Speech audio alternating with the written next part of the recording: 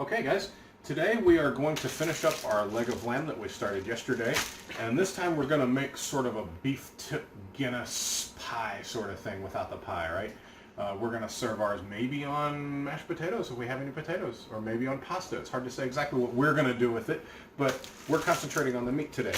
So it's going to be, a lot of the methods are going to be the exact same as the other roasts because roasts have the same method. We're going to have our building blocks for our sauce, which is going to be these guys again, right? And this time we're going to add garlic, and the base for our liquid is going to be Guinness. You can use any beer you want, I suppose, but this kind of thing really goes with a nice dark beer, right? So this is kind of like the steak and Guinness pie you get in London, except we're going to make it with lamb. So for starters, let's go ahead and peel our veggies, and I've got a peeler right here. And just trying to show you, I know, peeling veggies isn't any big deal, right? But I like to show you guys that it isn't any big deal. And it doesn't have to take forever. So I'm just going to do this guy right here really quick.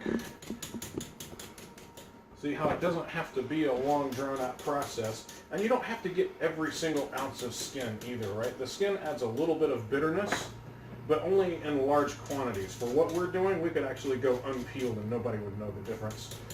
But it looks a little bit nicer. And if you got a bad spot on there, then go ahead and take it off like that, right? Now, let's go ahead and get down on the table for this one. To peel celery, nice crisp celery, right? And you just lay it down flat like this, and you peel it. Now, this is that stringy part that nobody, that nobody likes, right? So get rid of that, and then just kind of turn it. I like to use the edge of my cutting board for this sometimes, right? Turn it and do the same thing all the way down. Turn it again. Do the same thing all the way down, just like that. And then turn it the other way.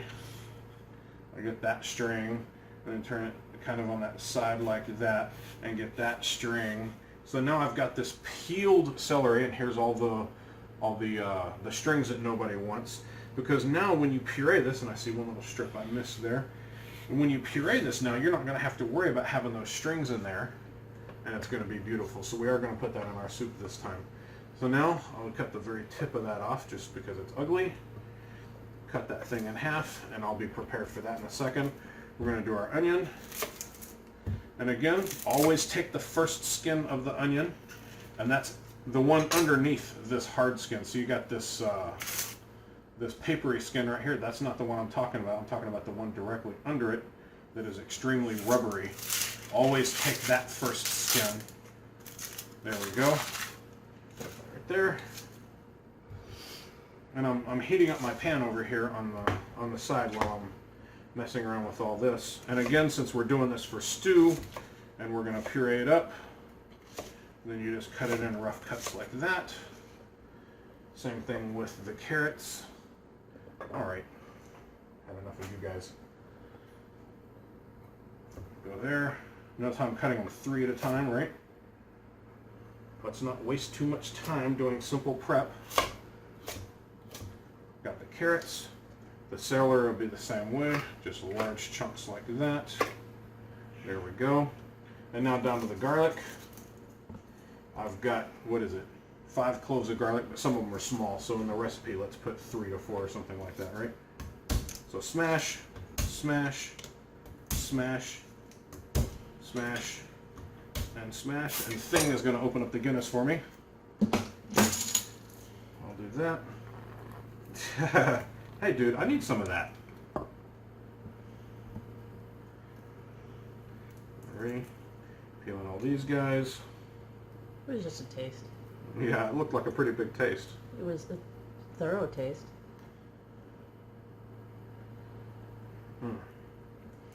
And again, those onions, kind of pungent and starting to get to me a little bit, so I'm going to cover them with a towel. It'll help hide some of those fumes from my eyes. There we go. So I got all the garlic prepped. Now, a lot of you guys who do a lot of, a lot of you guys who do a lot of 5-star cooking, right, are about to cringe at what I'm going to do because, can you see that? Yeah.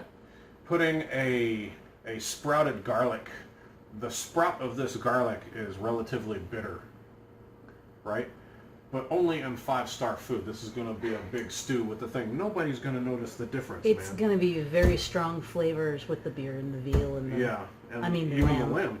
So Keep saying. it's really not going to matter. Put the thing in there. I mean, you can take it out if you want, but you know, I dare say the best chefs in the world are going to notice that little tiny sprig of sprout in the middle of that thing, and you don't have to do it much, just a little rough cut like that, right? Okay, great. Now we got to get to the lamb because our pan is very, very hot right now, and it's perfect. Actually, smoking over there. There we go. I just smelled my lamb. Make sure it's all right. Smells great. Always smell your food. Always smell your food. Mm-hmm.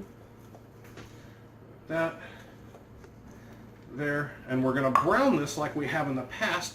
And I'm going to show you the first couple. I'm going to show you the first round of browning again because I don't think I can stress this enough. When I teach people how to cook in person, I stress this again and again and again, and they still mess it up for weeks. So I'm going to stress it again and again because I don't think that I can put enough stress on the importance of browning your meat for your sauce. It's extremely important. You will not have a sauce if you don't brown your meat. And that's always with the exception of whenever I say it's okay to do it otherwise. I know that sucks, right? There are all types of exceptions, but you can break any rule you want to as long as you do it on purpose and you're doing it for a reason, right?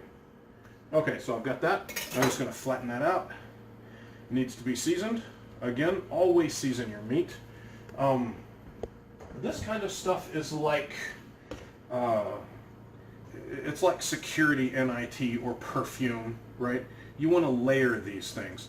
You can't season the entire dish and expect the entire dish to be seasoned. You have to season every layer. And so this is yet one layer of your dish.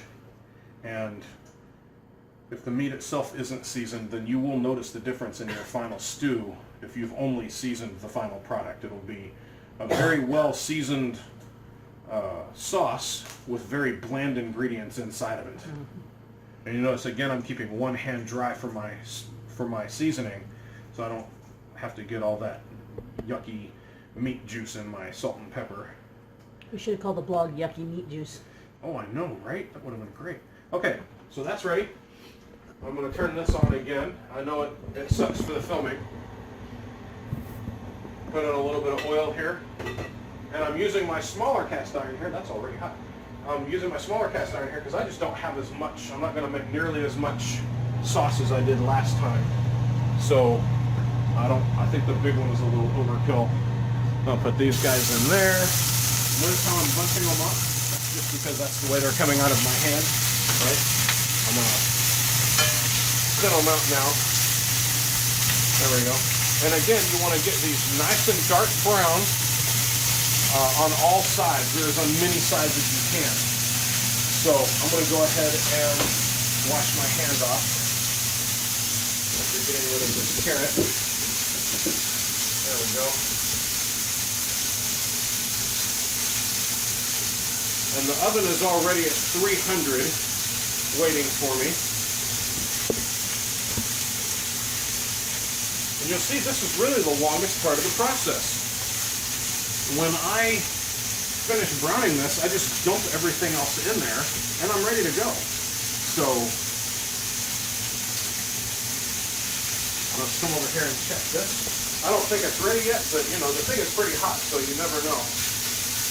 Okay, go ahead and come in a little bit. So again, these things are getting there. You can see that that's nice and started brown, but nobody goes far enough on the browning. Okay, so, camera.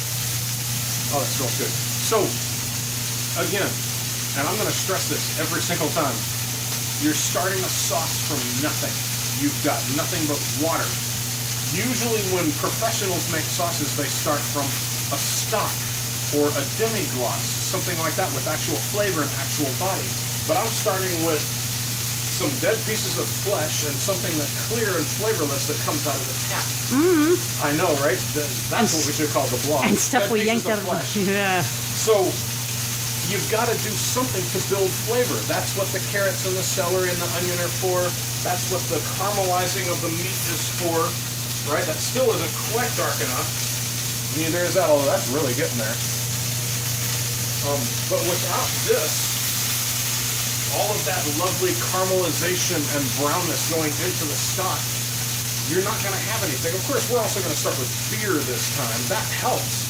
But this will just take us through the roof, right? So, okay, that was good.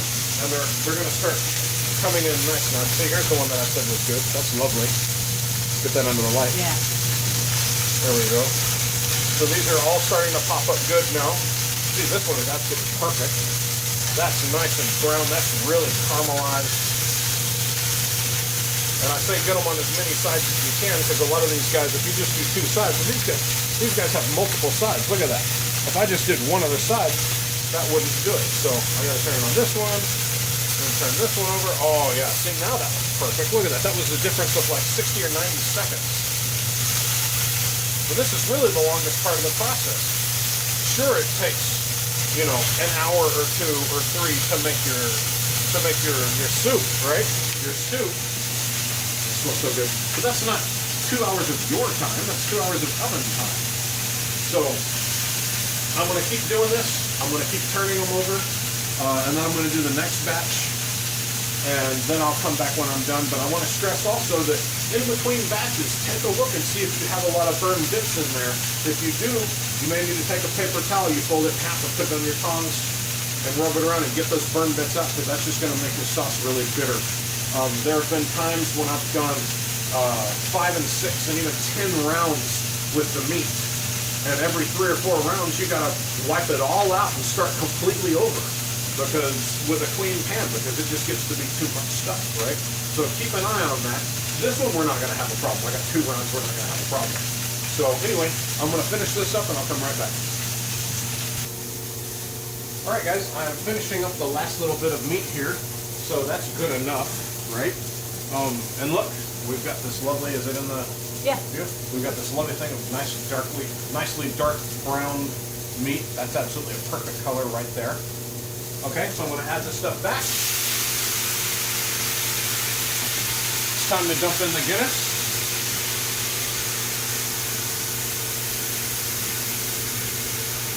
Nice and bubbly. Look at that. I may end up even adding another one because I've got all these veggies, right? I've put all the veggies in there.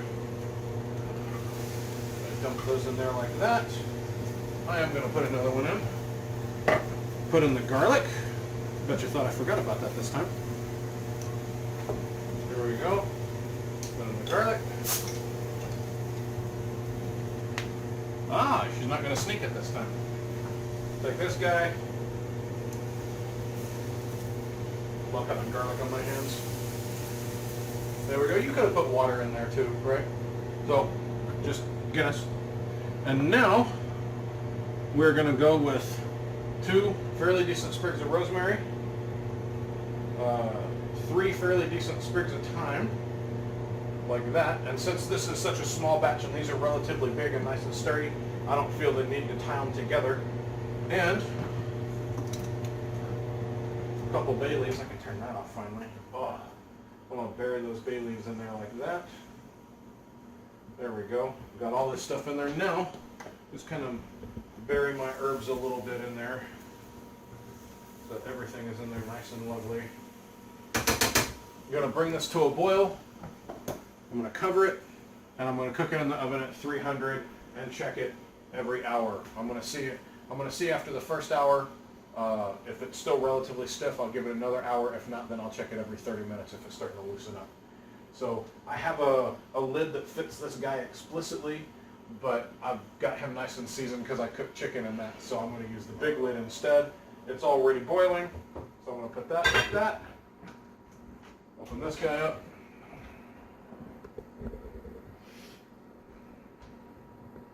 I'm going to put in the oven.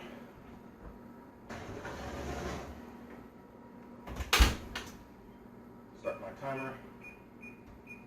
And I'm done. I think we can say that we'll come back when the meat is done. Nothing important's going to happen between now and then. So we'll see you in about an hour or two. Okay guys, so the roast is out of the oven, and now we've got to make the sauce. And just like the other one, we've got to separate the meat from everything first. So to do that, I'm going to bring this over here. Go ahead and follow me with the camera. I got my big guy on the camera now because Jen had to go somewhere. So now I'm just going to start taking this meat out of here like this. It's a little bit of a task, but it's not that bad. And the reason why I'm taking this out is because I need to separate it from everything else, right? So I'm going to take this guy, I'll just set that right there, taking out any branches and whatnot along the way, right? So remember, like I said before, a lot of times what happens is people think of this as one solid entity. Once these things are together, they can never ever be separated ever again. And that's just not how it works. I quite often will take the meat and a couple of the veggies out and then finish the rest of the sauce and then add those things back in, because you don't want them to overcook while you're doing a different part of it, right? These things have different cooking times. So here I've got another piece of meat here, and I'm just going to search through.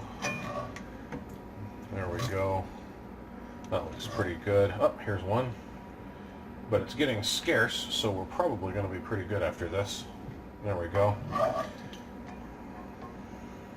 Ah, look at that. And there's another one. Okay, so we weren't going to be good. I'll make sure again. I'm not really concerned with tearing any of that stuff up. Take out another branch. There's a bay leaf I can take out. There we go. There's another bay leaf I can take out right there. I only put in 2. Always count your bay leaves so you know how many you need to take out. There we go. No more meat. Now, if you notice, I've talked about this before. Here, let's bring this over here and let's put this on the table. So angle the camera down again. Just turn it down. Nope, just pick up the tripod. There you go. Perfect. Now, don't take it out unless it's this tender. If you can't very easily take it apart like that, then don't take it out. I see way too many times where people do something like this and they take it out and it's still really, really tough. I don't care how long the recipe says to cook it, how long a chef tells you to cook it. The only thing that matters is whether or not the meat is done. That's the only thing that matters. So don't take it out until it can very easily be taken off. Now, we've got this stuff over here for the sauce, and I'm going to make my vegetable gravy like I usually do. No, go ahead and leave it over. I'm going to make my vegetable gravy like we usually do. There are a number of ways we could thicken this, but we're going to do it just by thickening the vegetables again like we have been. So I'm going to put this in here, and this may end up being a little bit shallow. In fact, I'm going to turn this down because it's awfully powerful, and it's going to spew on me if I do it too much. There we go. So I'm going to tilt this to get a little, to submerge it a little bit. See, I'm already spraying that a little bit.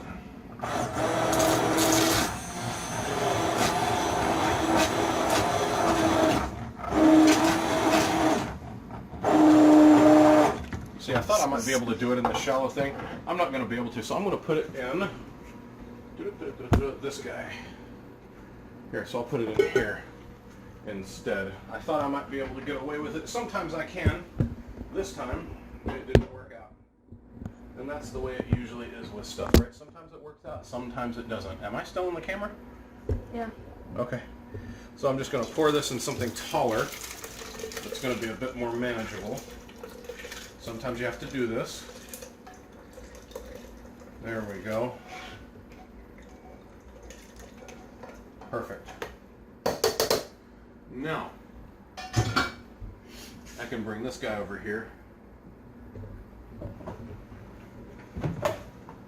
and do it just like this.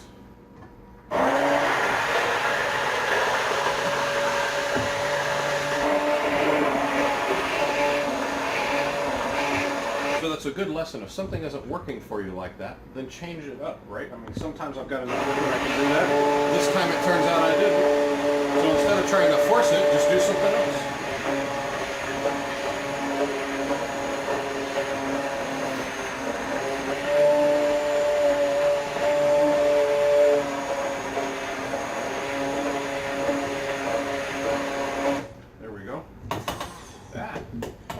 turn that up and give it a good whipping.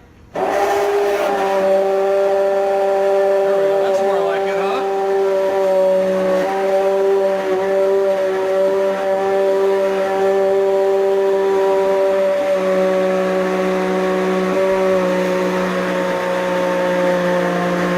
There you go. Because you want that to be as smooth as possible. There we are. Oops, I don't want to rest that on the edge like that. That's just inviting disaster, isn't it? Okay, now I'm just going to wash this guy off real quick. You don't really have to film me washing, but it's all right. There we go. Okay. Now I've got this stuff right here.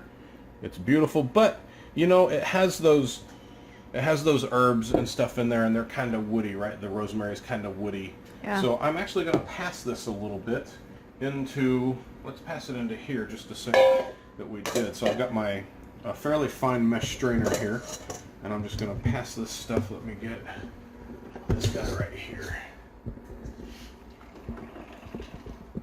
There we go.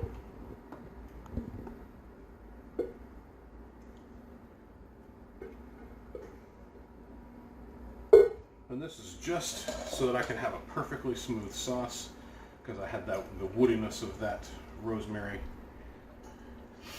It only takes a minute to do this. See, it's coming through pretty fast. You just work it through there.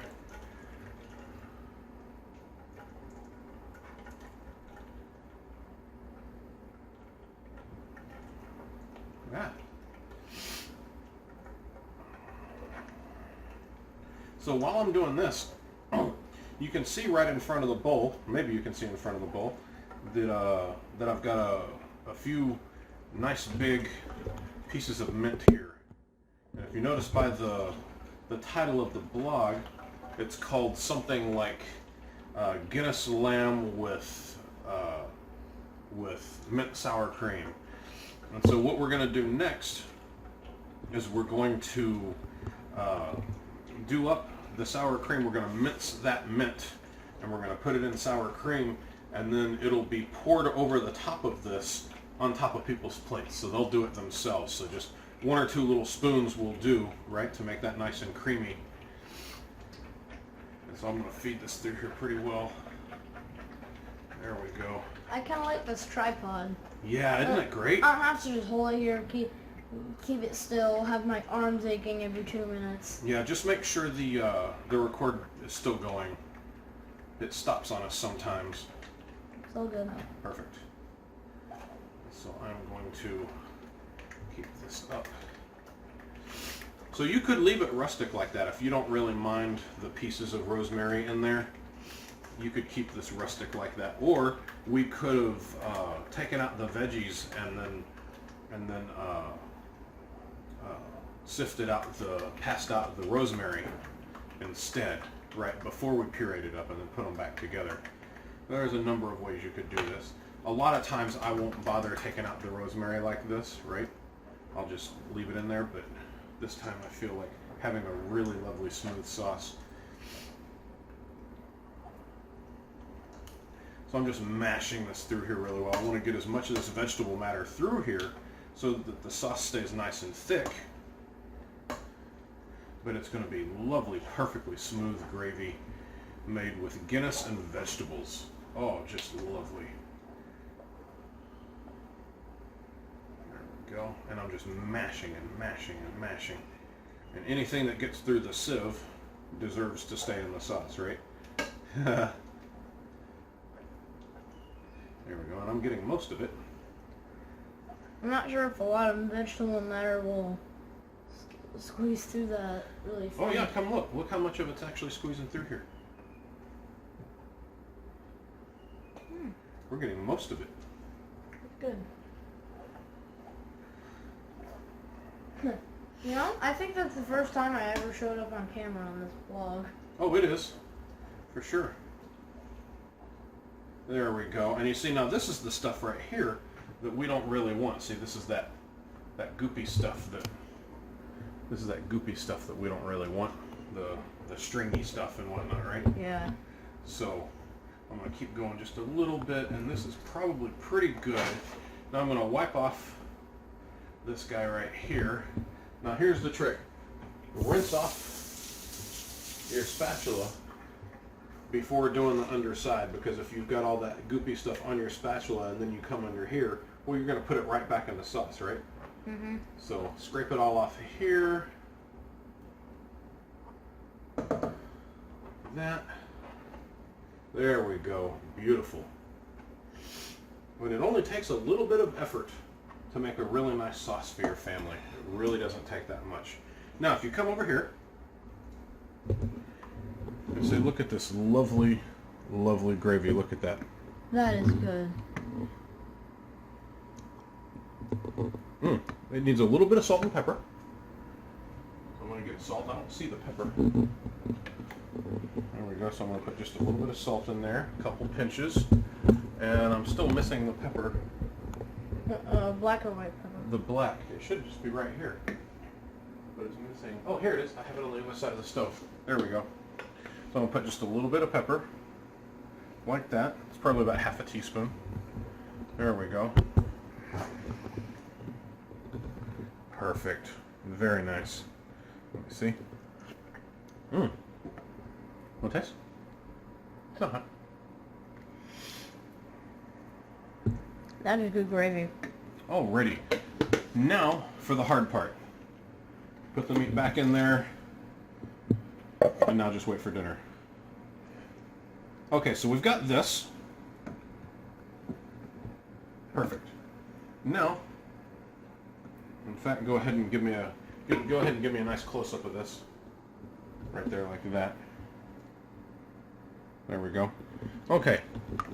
I'm going to set this aside, and I'm going to do the sour cream real quick, because there's really not much to it.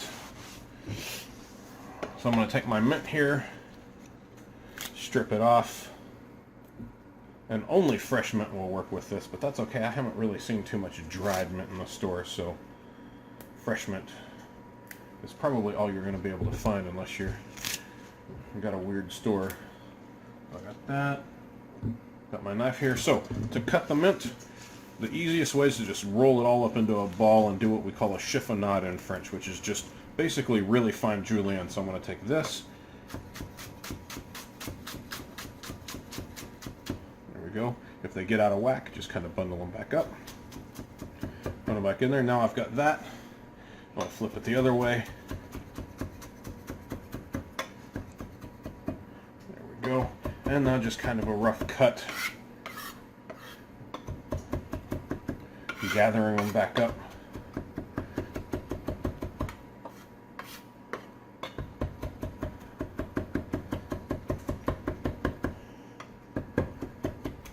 There we go.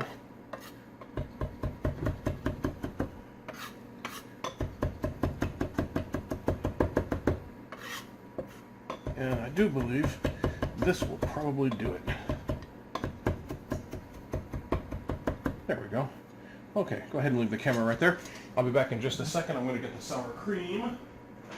We went to the store today to get the sour cream, and I don't think we've taken it out yet. Nope, there it is. And a small bowl. I like the smell of mint. It's Oh, isn't awesome. that lovely? Who doesn't? Right? So, here we are. I've just got some regular sour cream here.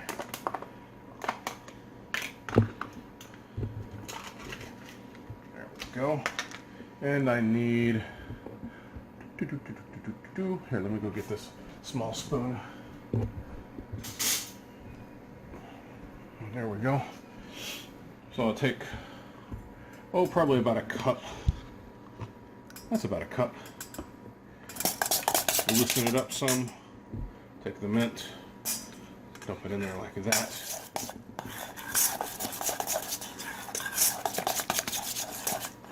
And then we're going to let this sit for a little while.